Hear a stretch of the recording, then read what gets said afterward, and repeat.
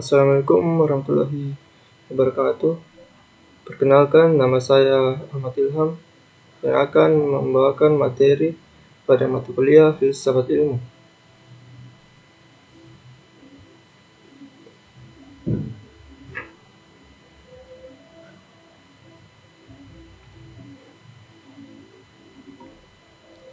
Adapun capaian pembelajaran pada mata kuliah ini, yang pertama yaitu mahasiswa mampu menjelaskan perkembangan ilmu pengetahuan.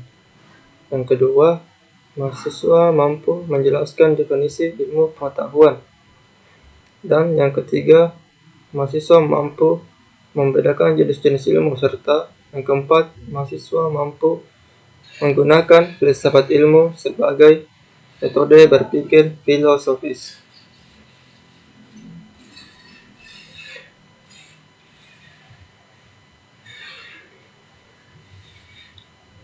Baik, kita mulai dari materi yang pertama, yaitu perkembangan ilmu pengetahuan.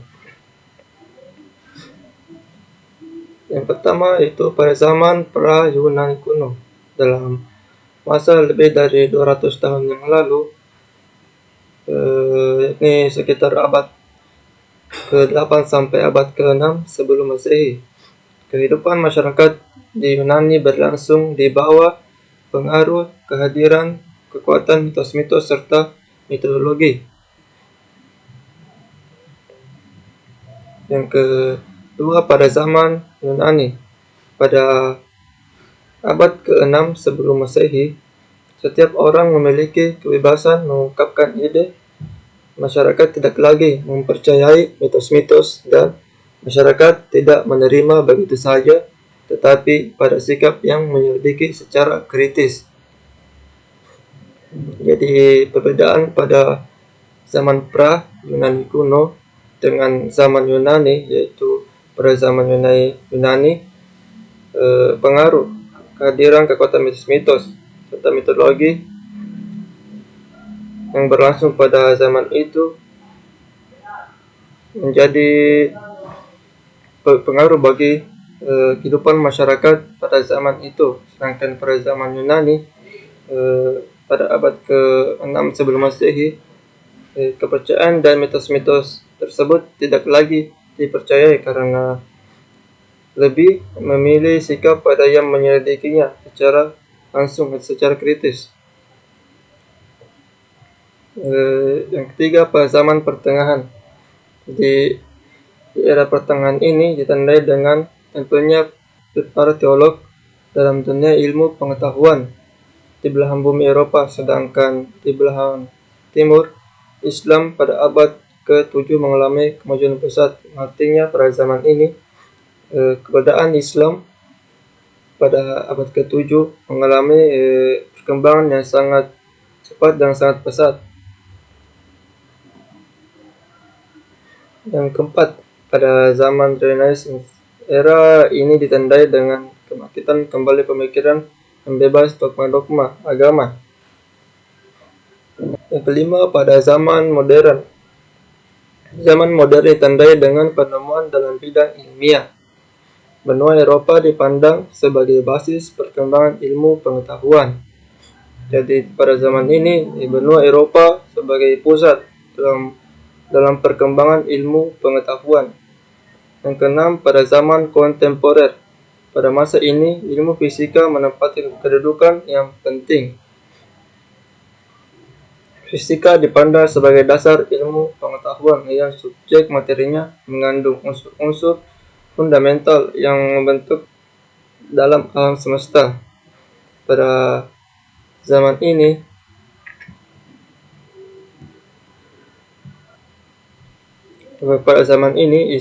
istilah yang berkaitan pada masa dengan pada masa kini. Penggunaan di bidang seni memang yang paling sering didengar kebanyakan orang-orang, seperti tarian kontemporer, lukisan kontemporer, musik kontemporer, dan tentunya seni kontemporer itu sendiri.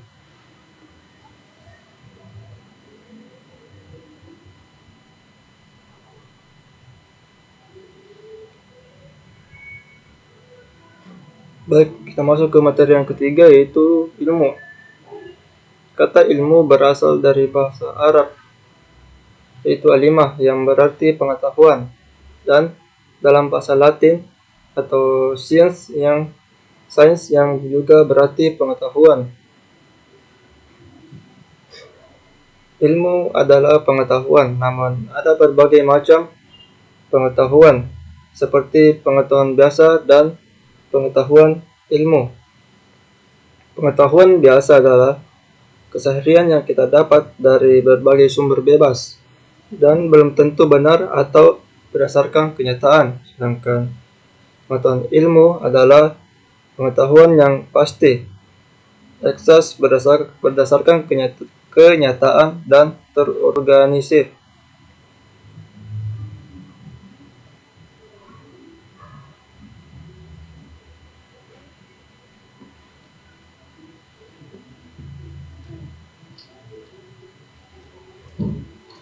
Baik, kita masuk ke materi yang keempat, yaitu jenis-jenis ilmu. Ada pun beberapa jenis-jenis ilmu. Yang pertama yaitu ilmu praktis. Ilmu praktis yaitu ia tidak hanya sampai pada hukum umum atau abstraksi, tidak hanya terhenti pada satu teori, tetapi juga menuju kepada kenyataan pada dunia.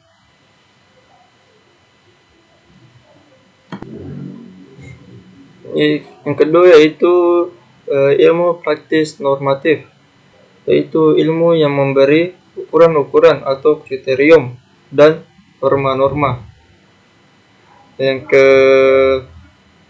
ketiga yaitu ilmu praktis positif, yaitu ilmu yang memberikan ukuran atau norma-norma yang lebih khusus daripada ilmu praktis normatif. Yang keempat itu ilmu spekulatif ideografis, yaitu ilmu yang bertujuan mengkaji kebenaran objek dalam wujud nyata dalam ruang dan waktu tertentu.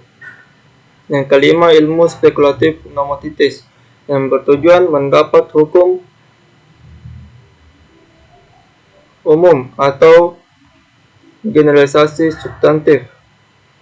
Yang keenam ilmu spekulatif teoritis, yang bertujuan memahami kausalitas, yang tujuannya memperoleh kebenaran dari keadaan atau peristiwa tertentu.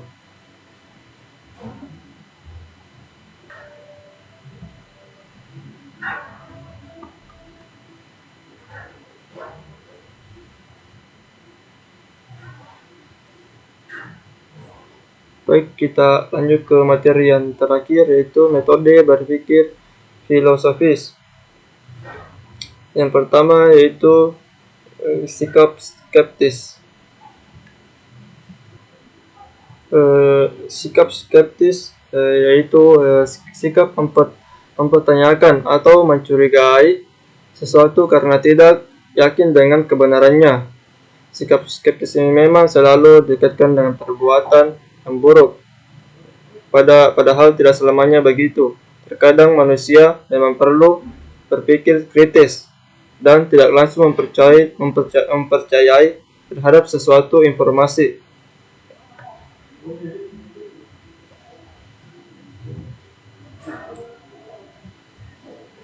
Yang pertama yaitu sikap skeptis. Sikap skeptis adalah sikap mempertanyakan atau mencurigai sesuatu karena tidak yakin dengan kebenaran. Sikap skeptis ini memang selalu dikaitkan dengan perbuatan yang buruk, padahal tidak selamanya begitu.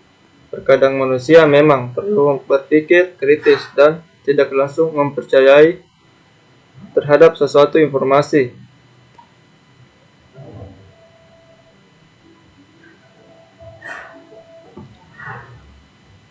Yang kedua yaitu rasa ingin tahu.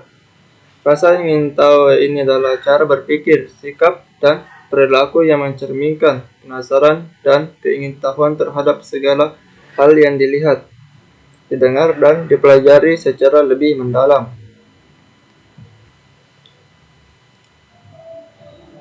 ketiga yaitu sikap kritis. Sikap kritis merupakan berpikir secara logis dan sistematis dalam membuat keputusan atau menyelesaikan suatu permasalahan.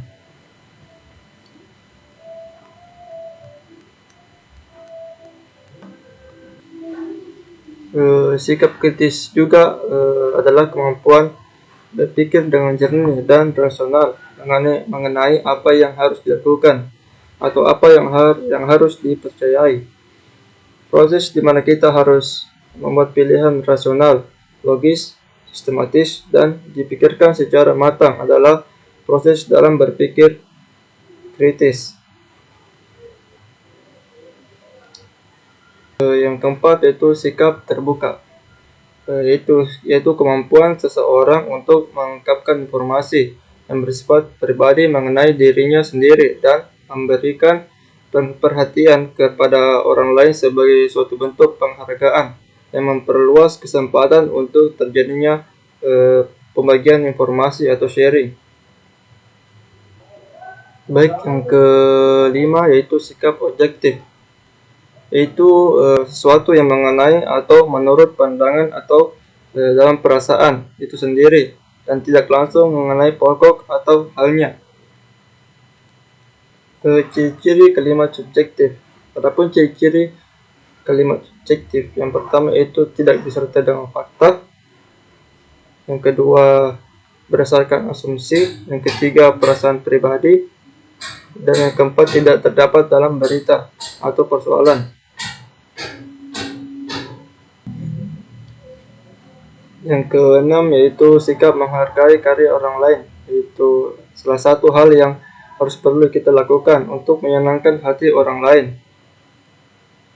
Sikap menghargai atau mengapresiasi karya orang lain juga merupakan perilaku baik dalam kehidupan sosial. Dengan menghargai apa yang orang lain buat, kita akan membangun hubungan sosial yang makin baik, sebab di dalamnya ada rasa saling menghargai, mengakui, dan tidak merendahkan satu sama lain. Oleh karena itu, kita harus membiasakan diri menghargai ketika teman menghasilkan sesuatu karya. Adapun contoh sikap menghargai karya orang lain, yang pertama itu memberikan pujian dan apresiasi jika karyanya bagus. Yang kedua, tidak menghina jika karyanya jelek. Yang ketiga, memberikan kritik dan saran terhadap karya orang lain. Yang keempat, memberikan respon dan jawaban atas karya orang lain. Yang kelima, meminta izin jika ingin menggunakan karya orang lain. Dan keenam, tidak menyalin atau menjiplak karya orang lain. Sekian pertemuan pada hari ini. Semoga ilmunya dapat dimengerti. Assalamualaikum warahmatullahi wabarakatuh.